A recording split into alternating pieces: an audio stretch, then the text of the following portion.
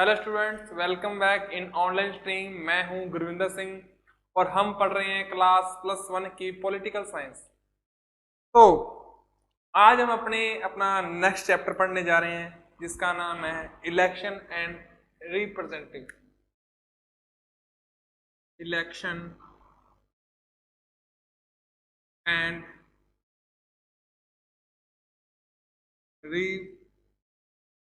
Representative. देखिए, अपने इसके बारे में विस्तार से आज डिस्कशन करेंगे। तमाम दुखों और समस्याओं के बावजूद जीवन हमें लगातार चुनने का अधिकार देता है, थॉमस हार्डी ने बोला था। इसका मतलब क्या है? मतलब चाहे जिंदगी में कितनी भी परेशानी आए, हमारे पास ऑप्शन हर बार मिलते रहते हैं। ये नहीं भी एक गलत डिसीजन ले लिया, कुछ गलत हो गया तो जीवन खत्म हो गया। ऑप्शंस आते रहेंगे, चुनने के अधिकार, पता लगता रहेगा कि अपने क्या लेना है। आपने +1 में आर्ट्स ले ली है तो ये नहीं कि साइंस वाले आगे जाएंगे, आर्ट्स वाले भी आगे जाएंगे। आर्ट्स के बाद भी आपने के पास ऑप्शन है, आपने क्या जाना है, क्या करना है जिंदगी में। सिर्फ पढ़ाई में नहीं, आगे भी अपनी जिंदगी में, पर्सनल लाइफ में क्या करना है, चुनने का अधिकार मिलता रहता है। तो चुनने के अधिकार से एक बात आती है कि हम एक डेमोक्रेटिक कंट्री में है, यहाँ पर डेमोक्रेसी है, लोगों का राज है, रूल ऑफ पब्लिक है, रूल ऑफ पीपल्स है। ऑटोक्रेसी नहीं है। मतलब डेमोक्रेसी मतलब एक ऐसे बंदे का राज है, एक ऐसी जिसे हमने अपने अंदर चुना है। देखिए, हमारा देश है, इसमें बहुत सारे लोग हैं। आज के टाइम में 1.3 बिलियन 130 करोड़ लोग आज के टाइम में अपने देश में हैं। तो इन सब का एक लीडर होगा, छोटे लेवल पे भी होंगे और एक बड़े लेवल पर, एक्सट्रीम लेवल पर सबसे बड़ा प्राइम मिनिस्टर, ये भी लीडर हैं।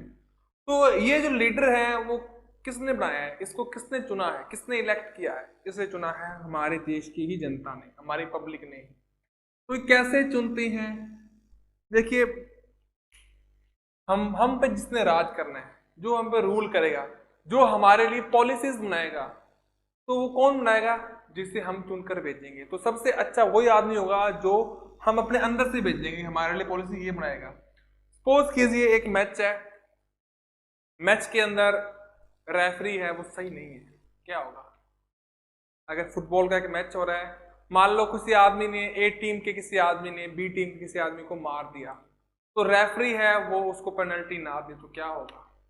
ऐसे तो गेम खराब हो जाएगा। या फिर एक क्रिकेट का मैच चल रहा है, उसमें एक एम्पायर है, वो अंपायर ठीक से डिसीजन नहीं ले रहा है, आउट है, वो आउट को नॉट आउट बोल रहा है, तो क्या होगा? तो मतलब जब भी कोई गेम चल रहा है तो एक ऐसा अंपायर, ऐसा रेफरी होना चाहिए जो पार्शियलिटी ना करे, एक इम्पार्शियल रेफरी होना चाहिए। वैसे ही अपने देश के अंदर है, हमने अपने ऊपर अपने निगाहबान, हमारे लीडर्स चुनने हैं। तो ये सारी जो प्रोसेस करनी है, हमारे अंदर से कुछ इलेक्ट होंगे, कुछ चुने जाएंगे, तो ये जो सारी चीज करनी है, इसके लिए एक कुछ चाहिए, इसे बोलते हैं इलेक्शन। और ये फेयर होने चाहिए। तो सबसे पहले डेमोक्रेसी आती है। डेमोक्रेसी का मतलब क्या है, यही से देखते हैं कि डेमोक्रेसी क्या होती है। मोनार्की है, पहले अपने कुछ सिस्टम पढ़ते हैं क्या कुछ होते हैं। सबसे पहले एक सिस्टम होती है, सिस्टम है मोनार्की। मोनार्की मतलब जहां पर रूल ऑफ किंग हो, जहां पर राजा का राज हो, ठीक है। फिर एक आती है डिक्टेटरशिप, मतलब तानाशाही। डिक्टेटरशिप का मतलब एक जनता पर, एक एरिया पर, एक रीजन पर जिस आदमी का राज है वो अपने ही चलाता है, वो उनके साथ बुरा भी करता है, कुछ भी करता है, लेकिन इसको कोई हटा नहीं सकता। ये है डिक्टेटरशिप, तानाशाही, ठीक है। फिर आती है ऑटोक्रेसी। ऑटोक्रेसी मतलब जिस जगह की जो पब्लिक है, उस पब्लिक का ही राज हो, उसे बोलते हैं ऑटोक्रेसी, ठीक है। अब ऑटोक्रेसी का ही इसके अंदर ही इसकी एक फॉर्म है, उसे बोलते हैं डेमोक्रेसी।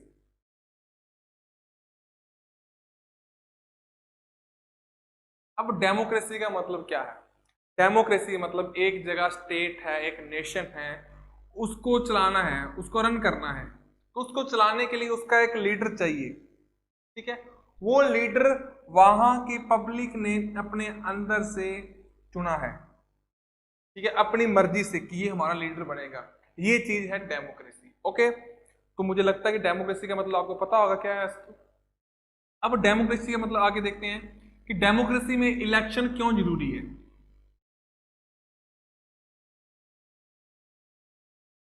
ये इलेक्शन का मतलब क्या था, अपन देखते हैं कि इलेक्शन का क्या मतलब है। चुनाव। देखिए, अब मान लो कोई जगह है, वहां पर डेमोक्रेसी है, वहां पर बहुत सारे लोग भी हैं, ओके।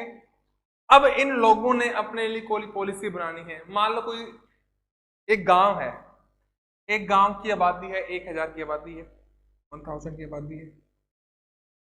उस गांव में एक स्कूल बनाना है, ठीक है। तो अब स्कूल बनाने के लिए डिसीजन लेना है या कुछ और करना है, वहां पर स्टाफ रखना है, सब कुछ करना है। तो इसके लिए एक आदमी इनके अंदर होना चाहिए जो ये सारे फैसले ले।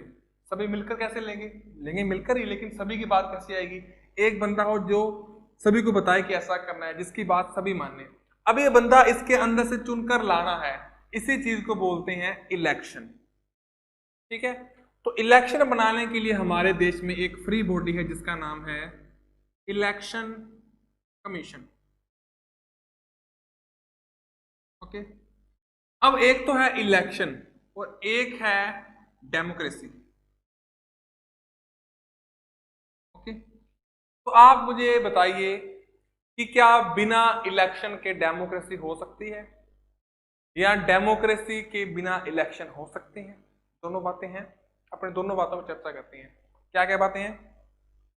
पहली बात है कि क्या can we have democracy without holding elections.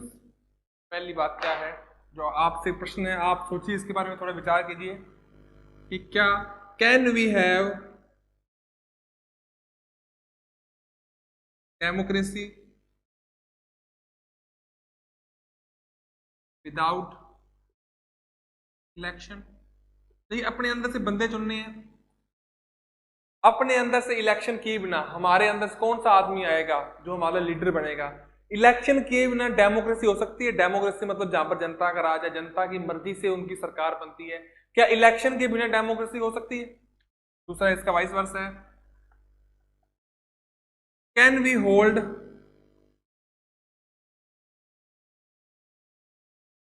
Elections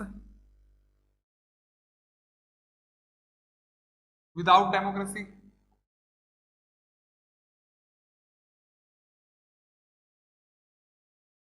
मतलब डेमोक्रेसी नहीं है, वहां पर इलेक्शन हो सकते हैं। दोनों के बारे में अपन डिस्कस करते हैं। अब देखिए, सबसे पहली बात क्या, can we have democracy without election. अगर इलेक्शन नहीं है तो वहां पर डेमोक्रेसी हो सकती है, बिल्कुल नहीं हो सकती। देखिए, डेमोक्रेसी का मतलब क्या है, किसी जगह के लोग हैं, उन्होंने अपने लिए एक लीडर चुनना है, इलेक्ट करना है। तो यही तो डेमोक्रेसी है। इलेक्ट ही नहीं करेंगे, कोई भी आकर बन जाएगा, वो इनका भला क्यों करेगा। अब इनके अंदर से एक आदमी आया है, उस बंदे को पता है कि इन लोगों ने मुझे यहाँ पर भेजा है, तो मैंने इनका भला करना है। इन्होंने पहले, इस आदमी ने, लीडर ने इसका विश्वास जीता, इनका, इनसे वादे किए कि आप मुझे बना दो तो मैं ये काम करूंगा। तो वो काम करेगा भी, उसको काम करना पड़ेगा, नहीं तो अगली बार वो नहीं जीतेगा। तो अगर डेमोक्रेसी लेकर आनी है तो अंदर से चुनना जरूरी है। तो इलेक्शन के बिना डेमोक्रेसी नहीं हो सकती, ठीक है। दूसरी बात, can we have elections without democracy. Democracy के बिना इलेक्शन हो सकता है। जहां पर डेमोक्रेसी नहीं है, वहां जहां पर रूल्स नहीं है, कैसे लोग चुनेंगे, कौन चुनेगा। देखो, ये चीजें थोड़ा सा कॉम्प्लिकेटेड है, लेकिन ये है। जैसे कुछ कंट्रीज के आपको मैं एग्जांपल देता हूं, जैसे कि चाइना हमारा पड़ोसी है, नॉर्थ कोरिया। कहने को यहां पर इलेक्शंस होते हैं, कहने को यहां पर इलेक्शंस होते हैं, लेकिन यहां पर डेमोक्रेसी नहीं है। यहां पर वन पार्टी रूल है। यहां पर वही 3-4 लोग हैं, उन्हीं के लोगों का ग्रुप है, और वही लोग वापस पावर में आते हैं। जैसे चाइना में सी जिनपिंग है, जी जिनपिंग, नाम बड़ा इनका अजीब सा होता है। जैसे एक लोटा लो, उसको गिरा दो, जैसी आवाज आएगी वैसा नाम होता है इनका, जी जिनपिंग। मजाक की बात है। तो देखिए, जैसे चाइना के जी जिनपिंग है, कोरिया के, नॉर्थ कोरिया के जो लीडर हैं वो हैं। तो ये जो लोग हैं, ये कई सालों से पावर में हैं, और इनको लोग पसंद करें या ना करें तो भी ये पावर में है। कहने को वहां पर इलेक्शंस होते हैं लेकिन वो इलेक्शंस फेयर नहीं है, डेमोक्रेसी वहां पर है ही नहीं है। जो इलेक्शन कराने वाले वो भी इनके बंदे हैं, अपने मर्जी से वोट डलवाते हैं, अपने आप गिनवा लेते हैं वो। तो इलेक्शंस हो रहे हैं लेकिन डेमोक्रेसी नहीं है, तो वो इलेक्शन कोई है नाम के, कोई फायदा है? कहने को इलेक्शन है दिखाने के लिए दुनिया को कि हमारा देश सही है, लेकिन वहां पर कोई डेमोक्रेसी नहीं है, तो ये चीज भी नहीं हो सकती। तो अब अपने इसके बारे में पढ़ेंगे डेमोक्रेसी या इलेक्शन फिर होने कैसे चाहिए, इसके बारे में थोड़ा देखते हैं। आप देखो जैसे अपने एक क्लास है, एक क्लास में मॉनिटर को चुनना है मान लो, तो हमारे टीचर्स कहते हैं आपके कि आपने अपने अंदर चुनना है जिसको सबसे ज्यादा बच्चे लाइक करेंगे, पसंद करेंगे, उसको ही मॉनिटर बनाएंगे। तो सभी क्लास के बच्चे क्या करेंगे, अपने अंदर से एक मॉनिटर चुन लेंगे जिसको सबसे ज्यादा वोट डालेंगे। अब एक देश है, बहुत बड़ा देश है, हमारा देश है, इसकी आबादी 130 करोड़ लोग हैं, 130 करोड़ की आबादी है। इनमें से एक चुनना है तो एक प्रॉपर वोटिंग सिस्टम करना पड़ेगा हर जगह पर। तो डेमोक्रेसी के लिए क्या कुछ चाहिए, क्या कुछ शर्तें हैं, इसके बारे में देखते हैं अपने। तो सबसे पहले कि जो चुनेगा, जो वोट डालेगा वो कौन होगा। तो जो डेमोक्रेसी है, रेड वहां से कहा गया, ये बड़ा, जो डेमोक्रेसी है बड़ी खूबसूरत चीज है।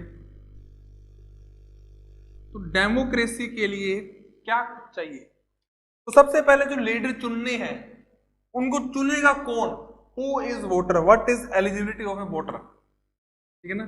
सबसे पहले तो हु इज अ वोटर, एक वोटर कौन होगा। जैसे हमारे यहाँ पर वोटर कौन है, जो इंडिया का ही आदमी है, यही का सिटीजन है, जो 18 जो अडल्ट हो गया है, जिसने 18 ईयर की एज पास करती है, वो होगा वोटर। दूसरा, अब इलेक्शन होने हैं, बहुत सारे लोगों ने अपने अंदर से, बहुत सारे लोग हैं छोटे छोटे ऐसे, इन्होंने अपने अंदर से लोग चुनने हैं, एक लीडर चुनना है। अब ये तो नहीं एक ही खड़ा होगा, बहुत सारे लोग कॉन्टेस्ट करेंगे भी मैंने भी बनना है, मैंने भी बनना है, मैंने भी बनना है, मुझे भी बना दो। तो जिसको सबसे ज्यादा लोग चुनेंगे वो लीडर बन जाएगा। तो कौन बन सकता है, हु कैन कॉन्टेस्ट, मतलब कौन खड़ा हो सकता है चुनाव में, ये चीज। अगली बात बता रहे हैं कि who is to supervise all this, who supervise this, मतलब कि इन्होंने वोट डाल ले, इनको डाल ले, फिर ये जिसको सबसे ज्यादा मिल गई है, ये मिल गई है, मतलब ये सारी जो चीज है वो पूरी ऑनेस्टली हो रही है, ईमानदारी से हो रही है। इन सभी चीजों को सुपरवाइज कौन करेगा, जैसे अपने देश में इलेक्शन कमीशन है, तो ऐसी एक चीज होनी चाहिए, एक बॉडी होनी चाहिए जो सभी को सुपरवाइज करे, जो ये इंश्योर करे जो ये इलेक्शन हो रहे हैं बिल्कुल सही हो रहे हैं। अगला, how do the voters choose there representatives, ये बड़ी ही इंपॉर्टेंट चीज है, इसको कभी कोई ध्यान से देखता ही नहीं है। हमारे जो नेता चुन रहे हैं, जिसको चुनना है, किस बेसिस पे चुन रहे हैं, तुमको 1500 रुपए दे देंगे, खाते में डाल देंगे, इस बेसिस पे, यहाँ अच्छे स्कूल खोलेंगे, अच्छे हॉस्पिटल खोलेंगे, मतलब जो उनको चुन रहे हैं, हम अपने लीडर्स भेज रहे हैं आगे, किस आधार पर चुन रहे हैं, ये सबसे बड़ी बात है, इसको सबसे हल्के में लेता है। मतलब इलेक्शन कमीशन तो इस पर बात करता ही नहीं है, जो ये सारी अथॉरिटी है जो इसको मैनेज कर रही है, वो तो इस पर बहुत कम ध्यान देता है कि जो चुन रहे हैं वो किस आधार पर चुन रहे हैं, एक अच्छा लीडर कौन है। ओके, तो चौथी चीज है, how do the voters choose there representatives, how the voters choose there representatives. अक्षर छोटे तो नहीं है ज्यादा, तो अक्षर छोटे तो नहीं आ रही है, ठीक है, आगे से बड़े लिख लेंगे। आगे है अगली बात, अब जो वोट डल गए हैं इनको कौन गिनेगा, कौन काउंट करेगा किसको कितनी आई है, ये भी एक अथॉरिटी चाहिए, एक सही बात को, वो भी करेगा काम इलेक्शन कमीशन। तो एक जगह पर डेमोक्रेसी है, इलेक्शन हो रहे हैं, तो इलेक्शन के लिए क्या जरूरी है, कौन वोट डालेगा, कौन वोट्स में खड़ा हो सकता है, इसको वोट कैसे डालेंगे भी, किसको चुनना है, ठीक है, सारी चीज को सुपरवाइज कौन करेगा। और लास्ट सबसे जो इसी के अंदर आ जाता है वो ये है कि कैसे देखेंगे कि अपने को किस, मतलब कि वोट कैसे गिनेंगे, कौन सी मशीन से डालेंगे या बैलेट पेपर पे, ये क्या प्रोसेस है उसकी, ये चीजें हैं, ठीक है। ये हो गया इलेक्शन कमीशन का एक थोड़ा सा ओवरव्यू, इलेक्शन होने कैसे चाहिए। आगे अपन देखते हैं कि आगे क्या है, इलेक्शंस होते कैसे हैं, इलेक्शन सिस्टम इन इंडिया क्या है, ठीक है, अपने वो देखते हैं जो अपने अब काम की बात है। डेमोक्रेसी समझ गए आप, जहां पर लोग अपना जो लीडर चुनते हैं वो अपनी मर्जी से चुनते हैं। राजा अपनी मर्जी से नहीं होता, राजा का बेटा राजा बनता आमतौर पर, लेकिन हमारा जो मुख्यमंत्री है, चीफ मिनिस्टर है या प्राइम मिनिस्टर हैं, या जो हमारे शहर के चेयरमैन है, मेयर हैं, वो हमने अपने अंदर से अपनी मर्जी से चुने हैं, ठीक है, यही है डेमोक्रेसी। ठीक है, आगे अपने पढ़े जो मेन चीज है कि जो अपने इंडिया में इलेक्शन कैसे होते हैं। हर देश के इलेक्शन के अपने अलग हिसाब है, अपने इंडिया में इलेक्शंस कैसे होते हैं।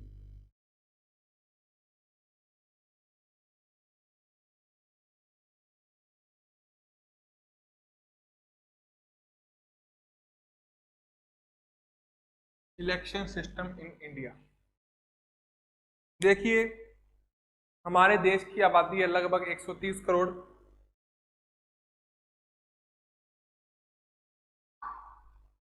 तो हमारे देश की आबादी 130 करोड़, मान लो किसी ने, कोई सरकार ने या गवर्नमेंट ने कोई डिसीजन लेना है, तो क्या सभी लोगों से इंडिविजुअली पूछ सकती है कि क्या करें।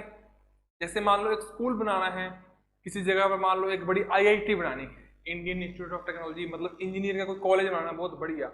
अब वो कहाँ बनाए, दिल्ली के पास या मुंबई के पास, या कहाँ बनाए, तो सभी से पूछ सकती है 130 करोड़ लोगों से। इतने ज्यादा को अगर अपने बात करें कि क्लास से बात, क्लास में कोई क्वेश्चन पूछ रहा टीचर ने, कुछ पूछ लिया कि आपके लिए लेकर आना है व्हाइट बोर्ड लाएं या फिर ब्लैक बोर्ड लाएं, किस पे पढ़ना आप पसंद करोगे, तो 30-40 बच्चे से पूछना मुश्किल नहीं है, सभी से पूछ लेंगे, जिन्होंने सबसे ज्यादा बोल दिया बात मान लेंगे, ठीक है। लेकिन हर बार ऐसे कंट्री में नहीं कर सकते, पूरी कंट्री में 130 करोड़ लोगों से कैसे पूछेंगे भी कौन सा डिसीजन है आपके लिए, जो आईआईटी बनानी है आपके लिए, कॉलेज खोलना है, वो दिल्ली में खोलें या मुंबई में खोलें, तो ये पॉसिबल नहीं है। तो इतने सारे लोगों से पॉसिबल नहीं है, तो क्या है इंडिया में सिस्टम है वो क्या है, इंडिया को कंस्टिट्यूएंसीज में,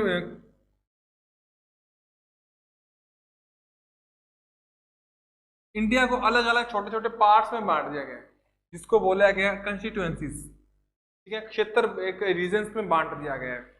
अब हर इस रीजन में एक इनका आता है रिप्रेजेंटर,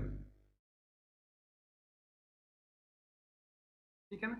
जैसे मान लो एक जगह है, अब इसमें अलग अलग लोग रहते हैं, ऐसे बहुत सारे, अब सभी लोगों से तो उनके विचार ले नहीं सकते, तो क्या करते हैं पॉपुलेशन के हिसाब से इनको कुछ जगहों में बांट दिया, एक जगह ये है, एक जगह ये है, ये एक रीजन्स में बांट दिया, कंस्टिट्यूएंसीज में बांट दिया, ठीक है। सभी लगभग लगभग बराबर हैं, सभी इक्वल पार्ट्स में हैं। अब इनका एक आगे आएगा रिप्रेजेंटर, ठीक है ना, रिप्रेजेंटर। अब हमारे देश की आबादी कितनी है, पॉपुलेशन है 1.3 बिलियन, इसके अंदर से जो रिप्रेजेंटर आएंगे वो है 545, ओके। अब किसी बात पर डिस्कशन करना है, चर्चा करना है, क्या चीज कौन सी पॉलिसी कैसे लेकर आनी है, एक तो 130 करोड़ लोगों से चर्चा करें, एक 545 लोगों से चर्चा करें, किससे आसान है, इससे आसान है। कभी भी कोई मीटिंग होनी है, जल्दी जल्दी बुला लो सभी को, सेशन कर लो, मीटिंग कर सकते हैं, इन लोगों से कर लेंगे।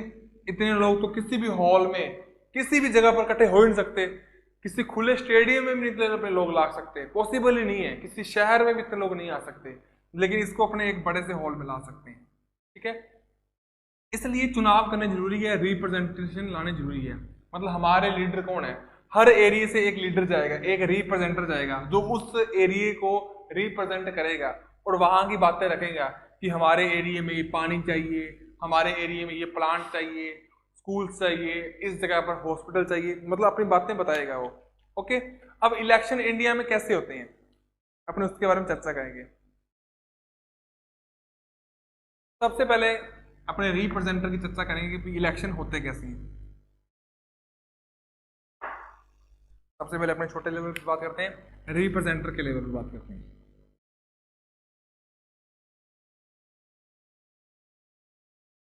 देखिए क्या होता है, एक पर्टिकुलर रीजन है, इसमें मान लो रहते हैं 1 लाख लोग यहाँ पर रहते हैं, इन्होंने अपना रिप्रेजेंटेटिव भेजना है आगे भेजने के लिए, ठीक है। मतलब एक लीडर बनाने के लिए ये एक कंट्री का एक हेड होगा। अब सभी की बात तो सुन नहीं सकता डिसीजन लेने के वक्त, तो सभी लोग, हर रीजन से लोग, हर रीजन में 1-1 लाख लोग हैं, मान लो, सपोज कर लो, तो हम ही एक एक भेजेंगे, तो यहाँ पर कुछ लोग इकट्ठे हो जाएंगे।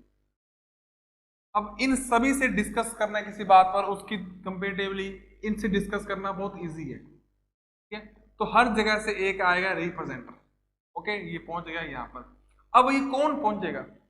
अब ये तो यानी भी 1 लाख लोगों में एक ही बंदा कहेगा मैंने बनना है। एक का नाम है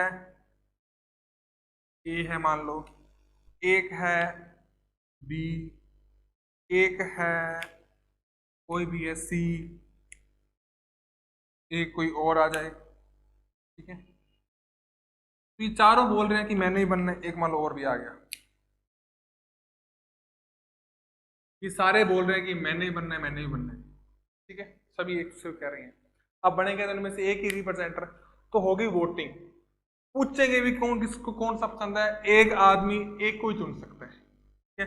मान लो कुछ ने चुन लिया इसको, कुछ ने इसको, कुछ ने इसको, कुछ ने इसको, कुछ ने इसको, तो वे काउंट करेंगे। जिसके पास सबसे ज्यादा वोट आए हैं वो जीत जाएगा। मान लो इसके पास आए हैं 10,000 वोट, इसके पास आए हैं 20,000, इसके पास आए हैं 22,000, इसके पास आए हैं 28,000, तो लास्ट के पास कितने बचेंगे? कैलकुलेशन करो, 20,000 कितने बचेंगे? मैथ आती है आपको या नहीं आती? देखिए अब आगे क्या है, इतने लोग चुनेंगे। अब वैसे तो देखो 1 लाख लोग हैं, इसमें से जो मेजोरिटी है वो बनेगी 50,000 एक, तो 1 लाख लोगों का तो कितना होगा? 50,000, 50,000, तो 50,001 ये है इसकी मेजोरिटी। पर किसी को 50,001 वोट लेने की जरूरत नहीं है, जिसको सबसे ज्यादा वोट मिले हैं वो बंदा बन जाएगा इनका रिप्रेजेंटर, ओके, और हो जाएगा आगे। ये होगी सिस्टम, ठीक है। अब इस सिस्टम में आगे देखते हैं क्या है। इस सिस्टम को बोलते क्या है पहले ये देखो, जिसको सबसे ज्यादा वोट मिल गए हैं इस सिस्टम को बोलते हैं FPTP। ये याद रखना आप, इसके बारे में आगे चर्चा करेंगे। FPTP मतलब first past the post, first past the post. अभी क्या है इसके बारे में अपन देखते हैं कि इसमें कमियां क्या है, इसके फायदे भी क्या है, अपने वो देखेंगे। फायदा तो ये है कि एक रिप्रेजेंटर मिल जाता है। अब इसकी कमियां देखते हैं, इसमें कमियां क्या है। तो क्या हुआ 1984 में, जब 1982 में जब इंदिरा गांधी सरकार में वापसी आई, तो एक बड़ी मेजोरिटी के साथ वापस आई वो। उस टाइम 1984 में, सॉरी, इंदिरा गांधी की डेथ के बाद, उनके असैसिनेशन के बाद जब नेक्स्ट गवर्नमेंट आई, तब देखो टोटल सीट्स होती हैं 545। उन सीटों में से, उन सीट्स में से कितनी है? 415, 415 सीट्स मिलगी एक पार्टी को, उसको बोलते हैं कांग्रेस को, ओके। मैं आपके सामने एक स्टेट्स लिखूंगा, आप देखना, पहले मैं लिख लेता हूं मैं क्या आंकड़े क्या है। देखो कांग्रेस को एक तो मैं अभी सीट्स कितनी मिली हैं, एक है उनको वोट्स कितने मिले हैं। कांग्रेस के बाद आ जाती है बीजेपी, जनता, सभी आएंगी। बीजेपी, जनता,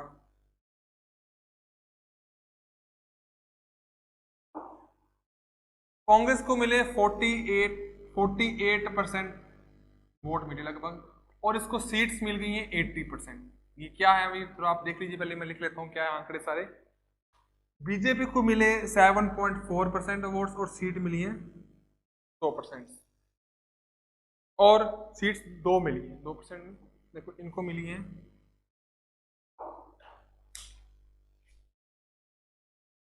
इनको मिली 415 सीट्स, मिली 2। और जनता पार्टी को वोट कम मिले लेकिन सीट मिल गई ज्यादा, वोट मिले हैं 6.7 और सीट 10। अभी क्या लफड़ा है आपको बताता हूँ, मैं समझाता हूँ डिटेल से। भी देखो कांग्रेस को तो मिले 48% वोट, और सीटें मिल गई लगभग इसको 80%। वोट तो आधे से भी कम लोगों ने इसको वोट दिए हैं, लेकिन सीट्स इनको मिल गई हैं 80%। बीजेपी को सीट्स मिली हैं 2, लेकिन वोट मिले 7.4। चलो यहां तक बात पच गई है। लेकिन जनता पार्टी को बीजेपी से कम वोटिंग मिली है, उसके बावजूद इनको सीटें ज्यादा मिल गई है। ये अब ये क्या चीज है, अपने इसको थोड़ा समझेंगे। ये है एफपीटीबी सिस्टम। अब इसमें है क्या, वो अपने थोड़ा समझते हैं। ठीक है, मैं इसको बता देता हूं, अपने इसको थोड़े से इजी एग्जांपल से समझते हैं। मान लो 4 क्लासरूम्स हैं,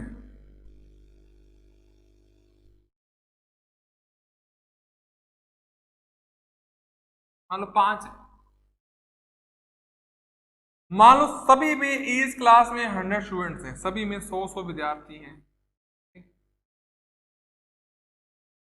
अब कहेंगे कि सभी क्लास में एक एक मॉनिटर बनेगा, और उनमें से एक सबसे बड़ा मॉनिटर जो सभी 500 क्लासेस को, 500 सेक्शंस को कंट्रोल करेगा, वो होगा। जैसे ये क्लास है 11th A, 11th B, 11th C, 11th science, art वाली आगे एग्रीकल्चर, एक मतलब 11th के अलग अलग पार्ट्स हैं, सभी में एक एक बनेगा मॉनिटर, और उनका सभी का एक ऐसा हेड बनेगा जो सभी का मॉनिटर होगा, चारों 500 क्लासों का। ठीक है, अब मान लो यहां पर, अब यहां मान लो पार्टी सिस्टम आ जाए।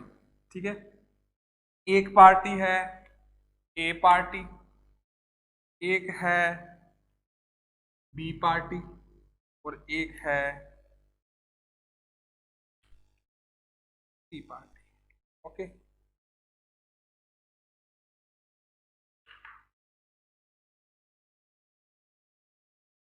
अब देखिए क्या सिस्टम है इसके अंदर, कहां प्रॉब्लम आ रही है।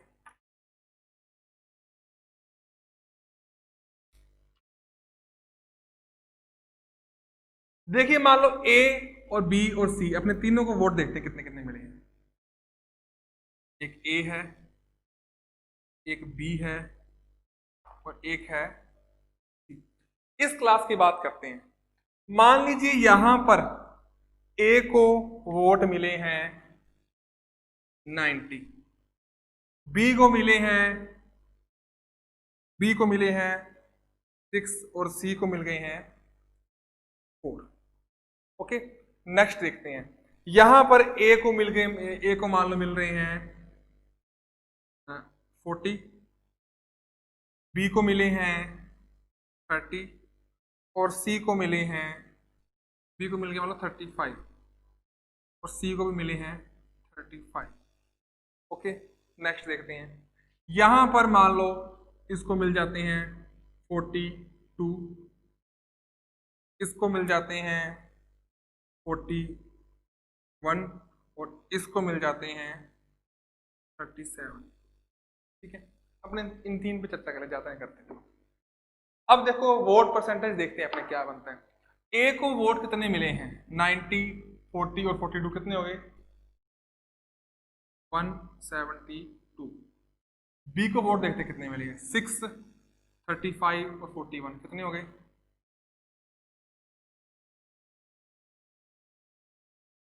हो गए 82। और सी को कितने मिले हैं 40 और 76, इतने वोट मिले हैं। तो देखिए अपने अब देखते हैं कि कौन सी पार्टी को कितनी सीट्स मिली हैं। ए देखो, ए यहां पर भी जीत गया, यहां पर भी जीत गया, और यहां पर ए को मिली हैं 3 सीट्स। बी देखो, बी यहां पर भी हार गया, मतलब इसको यहां पे 0 मिली, यहां भी 0 मिली है। ठीक है, अब देखो ए ने जीती है 172 सीट्स, बी ने जीती है 82, और इसने 76, लेकिन सीट्स किसको मिली है इसको। तो जो ये लोग थे इनके वोट कहां गए, इनके वोट लैप्स क्यों हो गए हैं, क्योंकि इनको किसी भी पार्टी ने नहीं चुना, किसी भी जगह इनको मेजोरिटी नहीं मिली। इस सिस्टम को बोलते हैं FTPT, FPTP, first past the post. जिसको पहले चुनाव में, जहां पर जिसको पहले इलेक्शन में जो मेजोरिटी मिल गई वो जीतेगा, आगे जाकर क्या बने उनको नहीं पता, जिसको पहले मिल गई वो जीतेगा। अब यही सिस्टम हुआ था बीजेपी और जनता पार्टी में, बीजेपी और जनता पार्टी में। अब बीजेपी जहां पर जीती थी, बीजेपी को वोट मिले थे लगभग 7.7%, और जनता पार्टी को मिले थे 6.7%। इसको सीट्स मिली थी 2, इसको मिली थी 10। तो बीजेपी जहां पर जीती थी वहां पर फुल मेजोरिटी, जैसे देखो ये है, यहाँ पर ए है, ए जीती है फुल मेजोरिटी से। बीजेपी जहां पर जीती थी वहां पर फुल मेजोरिटी से जीती थी, जैसे 51 मिल गए या दूसरी पार्टी को 49, ठीक है। जनता पार्टी जहां पर जीती थी वो मिली थी, और ये फुल मेजोरिटी ऐसे है, इसको मिल गया 90, इसको 10। जनता पार्टी जहां पर भी जीती थी वहां पर बहुत छोटे से फासले जीती थी, ये जीती यहाँ पर, इसको 51 और अपोजिट को मिल गए हैं 49। तो इससे क्या हुआ, वोटिंग परसेंट इसकी ज्यादा नहीं है, फर्क नहीं है, वोटिंग कम है लेकिन सीटें इसको ज्यादा मिल गई हैं, लेकिन इसकी जो वोट्स हैं वो एक ही सीट पर खराब हो गए हैं। इनको जो लोग पसंद कर रहे हैं वो एक ही सीट पर आ गए हैं, इसलिए ये ज्यादा सीटें नहीं जीत पाई। ये सिस्टम है FPTP। लेकिन अपने जो कुछ और देश हैं जैसे स्विट्जरलैंड है, नॉर्वे है, वहां पर ये सिस्टम नहीं है। इजराइल है, वहां पर क्या सिस्टम है, वहां पर सिस्टम है PR, प्रोपोर्शनल रिप्रेजेंटेटिव। वहां पर कोई भी किसी सीट्स को वोट नहीं करता, वहां पर सीधा पार्टीज को वोट करते हैं। अब पार्टीज को वोट करने का क्या मतलब है, जैसे अपने देश में दो टाइप की पार्टी है मेन, एक है बीजेपी और दूसरी है कांग्रेस, ओके। तो लोग वहां पर क्या करते हैं, वोट डालेंगे पार्टीज को। अगर बीजेपी को मिल गए हैं 60% वोट और कांग्रेस को मिल गए हैं 40% वोट, तो असेंबली में 60% सीटें आएंगी बीजेपी की। मान लो 500 सीट्स हैं तो 300 सीट्स आएंगी बीजेपी की और 200 सीट्स आएंगी कांग्रेस की। तो पार्टी का वोट डाल दिया, इसके हिसाब से प्रोपोर्शन के हिसाब से इनका रिप्रेजेंटेशन मिल गया। तो ये सिस्टम कहीं पर ठीक भी है, कहीं पर बुरा भी है। हमारे जो देश में सिस्टम है वो FPTP, हमारे के अंदर यूनाइटेड किंगडम UK के अंदर ये सिस्टम है, इजराइल में, स्विट्जरलैंड में, नॉर्वे में ये सिस्टम है। और इसमें क्या डिफरेंस है, कैसे फर्क आता है, इसके बारे में अपने पढ़ेंगे नेक्स्ट लेक्चर में। तब तक के लिए मैं विदा लेता हूँ, बहुत बहुत धन्यवाद।